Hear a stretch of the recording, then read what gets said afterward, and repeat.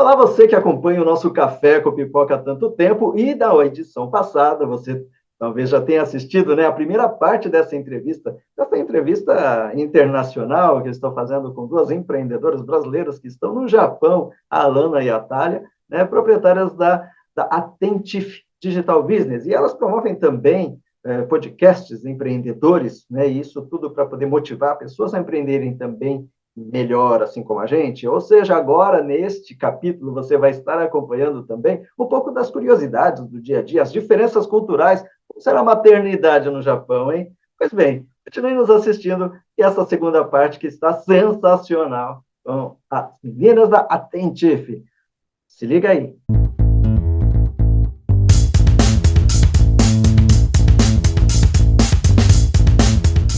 Café com Pipoca. Oferecimento. Pops Fantasy. Produzimos encantamento. Quais as características, né? Também, eu sei que para os japoneses, os americanos, o mercado japonês é uma coisa que tem uma atração muito grande, mas existem Sim. singularidades, né, da cultura brasileira que eles conhecem um pouco de uma maneira, às vezes até um pouco folclórica, porém, acho que essa questão da forma, do calor, da questão da música, da dança, da comida, sabe, do colorido, são coisas que, assim, existe um nicho ali muito interessante, como você bem falou, Natália, você pode vender para 200 e poucos mil brasileiros, ou você está num país com mais de 200 milhões de pessoas que têm dinheiro, né, e procuram por inovação e gostam de coisas diferentes também. Então, realmente, no momento da virada da chave, eu acho que existe aí um potencial grande, é que vocês estão sedimentando, praticamente a primeira leva dos empreendedores, como foram os primeiros, né, imigrantes japoneses e de outras etnias que vieram para o Brasil, no começo somente para trabalhar na roça, basicamente, e aí passa um tempo, aí alguns começam a empreender, e aí depois uma outra geração começa a fazer, mas estamos numa geração digital. Então, tudo é muito rápido, não precisa passar décadas para transformar. Eu acho que essa questão de anos vocês podem ter, como estão fazendo hoje, né? É verdade.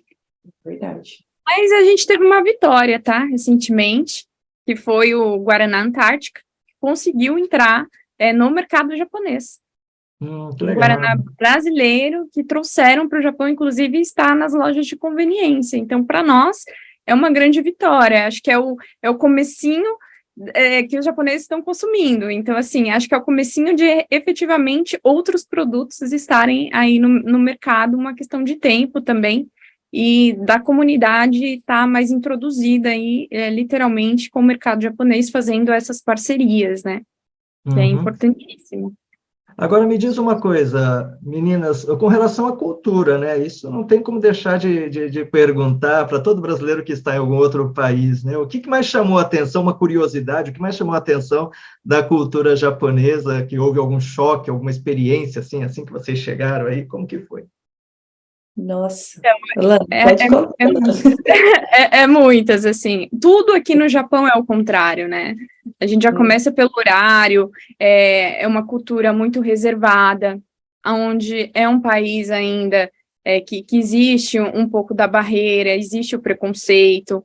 Então, assim, obviamente que é uma faca de dois gumes, como a gente fala, assim, mas você acaba se adaptando. Inclusive, aqui os brasileiros até adaptam algumas palavras, assim, que a gente deixa de falar em português para estar falando no japonês, né, como daijoubu, né, que é o tudo bem, né, o hayo, que a gente troca pelo bom dia e etc, assim. Mas acho que uma das principais choques de cultura, assim, é a questão da língua. Eu acho, assim, de você não saber falar o japonês, eles ficam muito chocados com isso, né? Mas como você vem, né, já perguntaram, mas como que você veio para cá, mas você não fala o japonês? Então, assim, essa barreira linguística, eles acham extremamente difícil, né? E eles aqui também não se comunicam em inglês, que é uma coisa que a gente acha que, por ser um país de primeiro mundo, eles falam inglês e não falam, assim, se for fora de Tóquio, algumas pessoas, né, específicas, hotéis, restaurantes, você não vai conseguir se comunicar tão bem, se não for locais de turismo, mesmo você falando inglês muito bem, tem essa questão que em outros países, quando você viaja, o inglês é a segunda língua, que então eles ainda têm essa dificuldade. Então, para quem está vindo para o Japão, é importante saber um pouco do japonês para não passar tanto perrengue, assim, achando que só com inglês você vai conseguir se virar. Acho que essa é a questão que mais choca, assim, eles são muito fechados na própria cultura. Sim. E independente da província, né? É assim. Exatamente. Mas também, né, Alana, ao empreender aqui, a gente descobriu um método. São 3 princípios, né, Alana? Sim. E a Que gente coloca... que a gente está colocando em prática da cultura. Isso é o lado positivo, né? Não é uma coisa que choca, na verdade, é uma coisa que a gente admira, que é o Kaizen, que a gente escuta falar muito no Brasil, acho que até nas pós-graduações e algumas graduações de administração, eles falam algumas coisas sobre isso, que é a melhora contínua, né? De você fazer um pouco melhor todo dia, você sempre se dedicar a ser uma pessoa melhor, ou melhorar o seu trabalho, o seu estilo de vida, enfim. Então, são 3 princípios aqui que a gente aplica, né, Atalha, aqui na Attentif, que é o Kaizen, que é a melhoria contínua, o Ikigai, né, o Ikigai, ele é muito importante porque ele é o propósito de vida, né. Hoje muitos coaches falam sobre isso, mas isso é uma palavra que vem do japonês, que eles têm essa questão do propósito, né, você nasceu para quê, né, qual que é o objetivo no final de tudo, né, o que você dois desses princípios já estão batendo com algumas das coisas que eu coloco nas minhas palestras, então vamos ver se o terceiro também está ali perto, vamos ver. Sim, e o terceiro é o Hansei, né, que é a questão da reflexão para você não fazer um erro novamente, né? Aqui as empresas, elas aplicam muito isso. Então, quando sai, eles falam do kuremo, né? Que é o claim, ou reclaim em inglês, que é quando o cliente reclama que saiu alguma coisa errada, a peça não saiu nas conformidades que deveria, né? Então, a Toyota, que é a grande referência aí do 5S, enfim, para quem estudou administração sabe do que eu estou falando, para não ficar muito extensivo aqui, então, por que aconteceu isso, né? Vamos refletir, vamos buscar estratégias para que isso não se ocorra de novo. Isso se aplica nas fábricas japonesas e na sociedade. Então, o japonês, ele nunca comete um erro 2 vezes, né? E tem toda essa questão de entender, de pedir desculpas, de tipo, literalmente ser humilde nesse sentido e buscar essa melhoria. Então, é um ciclo, né? Então, são 3 princípios aqui que um liga ao outro e faz com que essa sociedade funcione. Isso é uma coisa que a gente admira muito aqui e é o que a gente aplica na Attentif, tanto nas nossas vidas pessoais também, claro, né? Maravilha. E, Atalha, me diz uma coisa, né? Agora que a gente já está chegando aqui no finalzinho, se você que já está passando, né? Você teve um baby, né? Você teve a experiência da maternidade aí no Japão, né? Conta um pouquinho também, né? Como que até com relação a isso, né? Ou seja, é uma mudança, o plano de vocês. O seu plano pessoal, né? Porque hoje uma pode estar num país, outro no outro também perfeitamente, né? Mas como que é o plano que você imagina, né? Sendo mamãe e empreendendo, como que está estando num país tão distante que não é fácil, não dá para ficar indo e voltando sempre, como que é esse mar de emoções? É difícil, né? Não vou falar que seja fácil. Porque é fácil a gente falar, não, tá tudo certo, tudo bem, né, esconder, e isso vira um tabu, na verdade, né.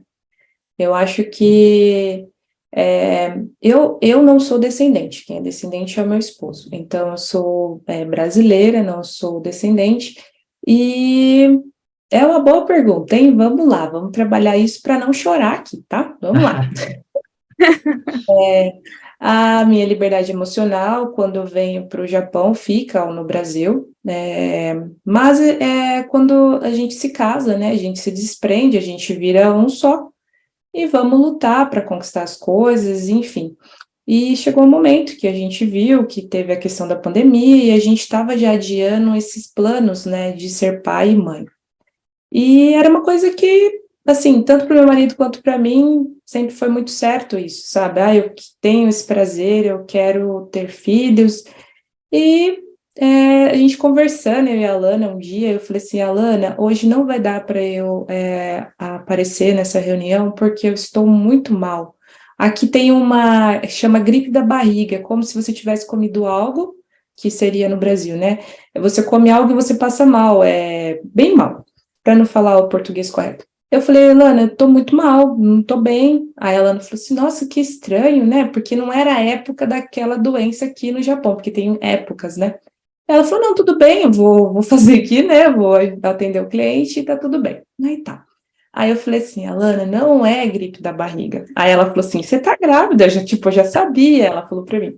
Falei, Alana, então assim, quando era algo que eu queria muito, demais, só que quando aconteceu, eu levei um choque, porque daí eu falei, meu Deus, minha estabilidade emocional está no Brasil, meu Deus, como fazer? Como que as coisas funcionam aqui? Eu não sei. Tem alguma coisa que alguém falou? Biriri bororó.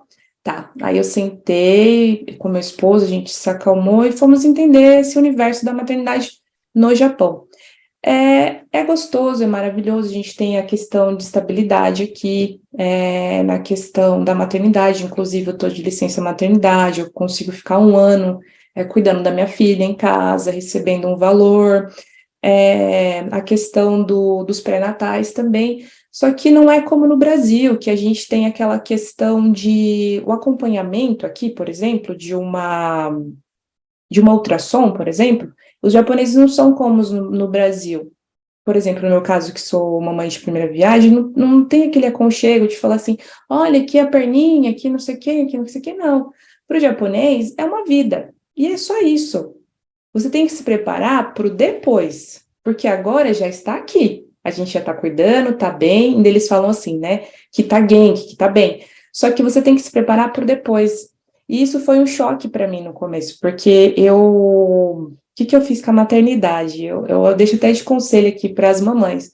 Não romantize tanto a maternidade, ao todo, desde quando você engravida até o finalzinho, porque depois você vai passar após o nascimento, você vai ter um momento seu e do bebê e tudo mais, então assim, a coisa não é tão romântica assim. Então, eu acho que a gente tem que entender as fases, como eu aprendi aqui no Japão, não é romântico, tá? Você vai ter um bebê e você vai ter que cuidar desse bebê, a gente vai te dar um amparo, mas você precisa estar bem. Inclusive, quando a gente ganha o bebê aqui no Japão, a gente não vê o bebê assim após. Eles já levam esse bebê para dar todo o cuidado, banho, né? Tirar aquela secreção que fica, né? Do parto e tudo mais. Mas você não vê, você passa um dia só para você, que é para você mentalizar que você virou mãe, que você vai precisar cuidar daquela criança, ela precisa totalmente de você. Aí eles te dão, né? No caso, eles te dão um dia para você tomar o banho, secar o cabelo, ficar só você, ler um livro. Eles te dão um cake, né, de presente, com um cafezinho também, para você entender. Começar a entender que agora você tem uma pessoinha do seu lado que depende totalmente de você. Então, isso foi muito gostoso, porque quando eu romantizei e o japonês veio e falou assim, olha, não é tão romântico. De princípio, eu falei, nossa, que grosseiro isso, né? Meu Deus do céu. Mas depois, com o tempo, eu comecei a entender que realmente é assim. E só para fechar esse assunto, tem uma outra questão que é muito legal dos japoneses. Quando você ganha o bebê, aqui no Japão, você não é igual no Brasil, que independente se é cesárea ou normal, né? Não sei ao certo como que tá aí, mas geralmente a mulher já vai para casa em torno de um dia ou dois. Aqui no Japão, não. Você fica 7 dias no hospital para aprender a amamentar o seu bebê. Você vai aprender a trocar a fralda, colocar a roupa. Tudo vai ter uma enfermeira para te ensinar a fazer isso. Então, esse suporte, no meu caso, como eu não tenho, assim, não tenho minha sogra, não tenho minha mãe aqui para ajudar, assim, nossa, foi uma big, assim, estrutura que eu recebi antes de vir para casa. Então, quando eu vim para casa, no meu caso, a Valentina teve um probleminha assim que nasceu, então ela ficou 15 dias na UTI. Então, eu não tive essa oportunidade de ter esse cuidado. Mas ela na UTI, eles me levaram a ter esse cuidado com ela, mesmo ela estando lá. Eu fiquei 15 dias com ela, cuidando dela, para entender que ela era um bebê não anormal, devido ao probleminha que ela teve, mas que ela também carecia daquele mesmo passo a passo que as outras mamães recebiam. Então, essas coisas é muito legal. Agora, a parte de empreender. Aqui no Japão, que você falou, Como que eu vejo isso para voltar hoje para o Brasil, uma bebê? Eu gosto da estabilidade que o Japão me dá e gosto também da liberdade geográfica que eu tenho aqui de empreender, porque eu e a Alana, no caso, a gente trabalha na internet. Então, eu não tenho porquê eu retornar hoje para o Brasil com aqueles planos de abrir aquele negócio físico. Então, hoje já mudou toda essa mentalidade, porque eu vejo na internet um mar de informações, um mar de conhecimento, um mar de tantas coisas boas, que eu atuando aqui no Japão, ou futuramente, não sei, em qualquer outro lugar, até mesmo no Brasil, eu consiga desenvolver isso. Mas que fique bem claro, meninas, para vocês que estão aí nos assistindo, empreender sendo mamãe é difícil, é muito difícil, mas não é impossível. Mesmo que você esteja naquele período igual eu tô acabando meu período ali, comecinho, que são 3 meses, que a gente fica meio assim, mas depende de mim. Não, a criança depende de você, mas segundo o que eu aprendi aqui no Japão, ela não vai perecer se você não cuidar de você, se você não cuidar do seu negócio. Ela vai estar ali e ela vai te amar do mesmo jeito. Tem que cuidar da gente, cuidar do nosso negócio e cuidar do nosso bebê. É isso. Maravilha, né? Na verdade, é como a gente costuma falar, né? Realmente, essa questão de evitar romantizar demais tanto a maternidade, que é um empreendimento em si, né? Assim como Sim. também o próprio negócio, né? Empreender realmente tem um lado que aparenta ser romântico, mas ele, né? Já falamos isso antes, a gente precisa, tem planejamento, tem muito trabalho, né? E se tudo der certo, a gente vai estar muito feliz também. Alana, a gente, para poder estar encerrando, que conselho, né? Vocês já deram, se bem que vocês já deram alguns conselhos de uma certa maneira, de como que é essa adaptação, né? Mas para você poder empreender em outro país, assim, qual a principal lição que você aprendeu, né? E qual lição, qual dica que você dá? E aí eu vou pedir também para a Thalia finalizar também dando uma dica matadora para quem está empreendendo, seja em que lugar do mundo for, tá bom? Alana.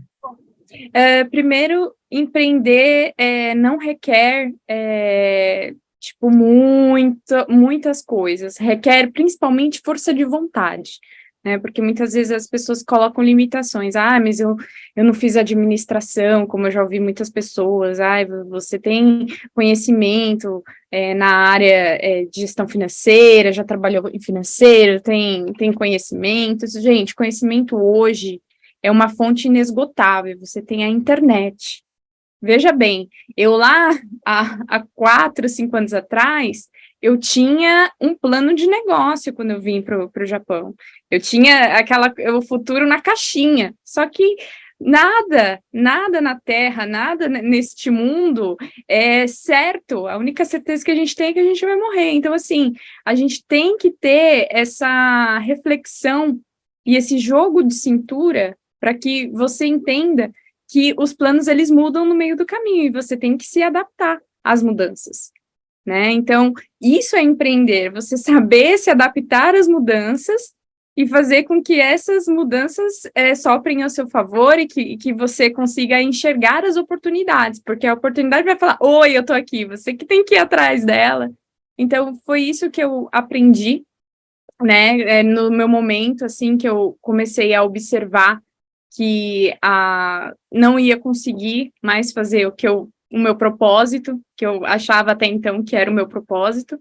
Então, assim, o propósito de cada um é você descobrir aquilo que você ama. Então, primeiro, descubra o que você gosta de fazer de verdade, né? Então, assim, o meu propósito, ele está muito alinhado com a Thalia, que é ajudar pessoas, é transformar a vida dessas pessoas, é mostrar que não existe só a fábrica, aquele subemprego, aquele emprego que não te faz feliz de você ir todos os dias ali, mas você não ama o que você faz, você fica ali esperando o final de semana, as férias, às 5 da tarde, para você sair correndo daquele lugar, aí vem a depressão, aí muitas vezes você vai lá e se entope de comer um monte de coisas para suprir essas necessidades, porque você não está no seu propósito. Então, descubra o que você gosta de fazer, você gosta de cantar, você gosta de desenhar, você gosta de conversar com as pessoas, descubra o que você quer fazer, depois disso, vá atrás de habilidades. né? Então, aprenda uma língua, vai aprender sobre dinheiro, vai aprender sobre investimento. Tudo isso você acha na internet, no YouTube de graça, você não precisa investir rios de dinheiro. Depois, claro que é bom você se especializar, vai fazer uma faculdade, se você puder, ou um curso mais profundo. Aprenda outras línguas, aprenda a se desenvolver, né, como pessoa, né? Então, vai aprender autoconhecimento, principalmente, gestão de pessoas, porque aí, então, tudo isso, você vai achar o seu propósito. E aí, trabalhar já não vai ser um trabalho, vai ser uma alegria. Então, eu acredito muito nisso. Esse é o conselho que a gente sempre dá aqui na Tentif. Faça o que você gosta, faça verdadeiramente, e tem várias oportunidades na internet, porque isso é o futuro. Não adianta.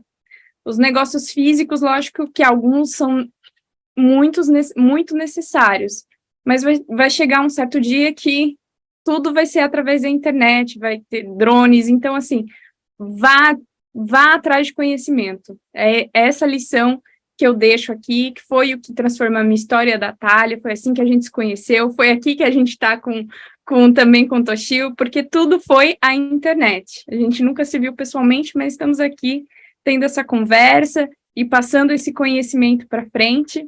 Então, esse é o conselho que eu daria aí para qualquer pessoa, se quer empreender ou não, vai atrás de conhecimento. Isso transforma a sua vida. Verdade.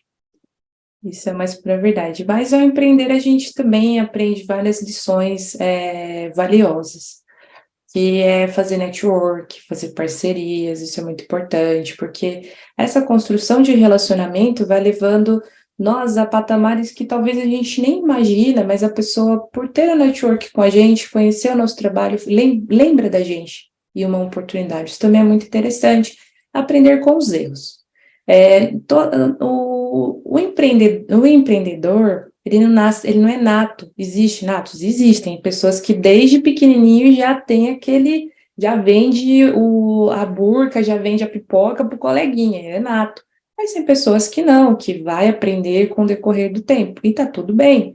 Mas aprender, porque empreender é uma jornada, então você começa ela, e ao trilhar, você tem que aprender com seus erros e entender, errei, vou levantar e vou continuar. E também gerenciar o tempo.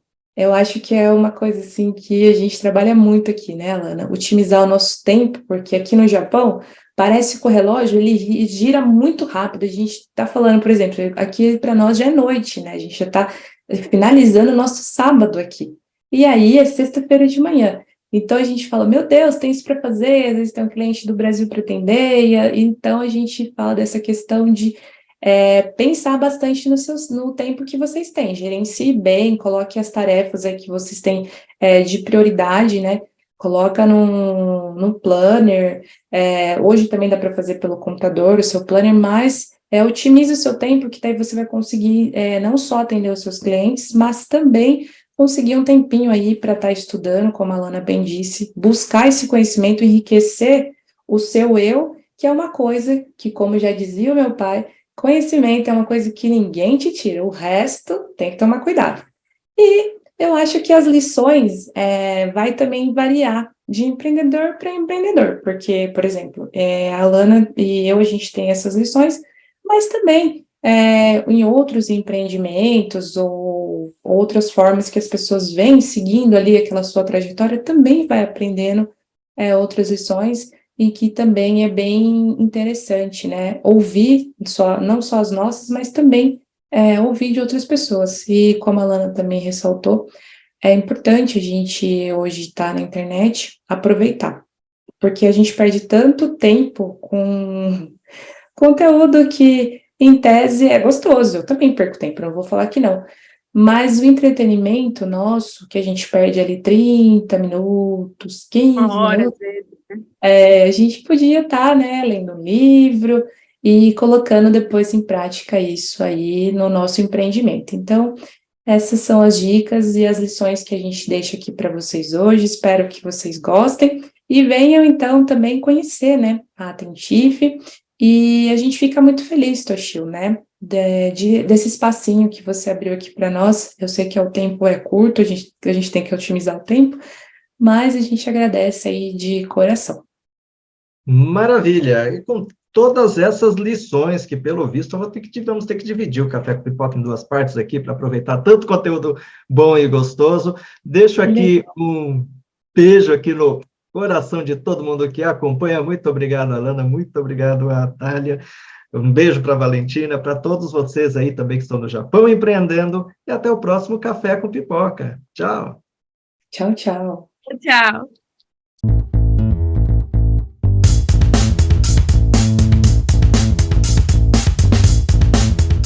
Café com Pipoca. Oferecimento. Pops Fantasy. Produzimos encantamento. Visão de mercado com Rogério Cabral. Oferecimento.